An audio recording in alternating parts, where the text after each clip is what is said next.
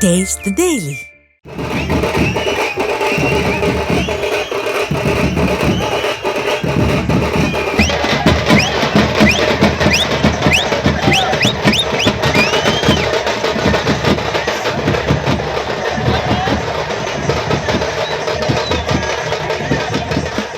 திருப்பத்தூர் மாவட்டம் மாதனூர் அடுத்த உடையராஜபாளையத்தில் 2000 பேர் மேளதாளங்கள் முழங்க 501 சீர்வரிசைகளுடன் ஊர்வலமாக சென்று மலையடிவாரத்தில் குலதெய்வ வழிபாடு மேற்கொண்டனர். 100க்கும் மேற்பட்ட கிடாக்களை வெட்டி பிரியாணி விருந்து படைத்தனர்.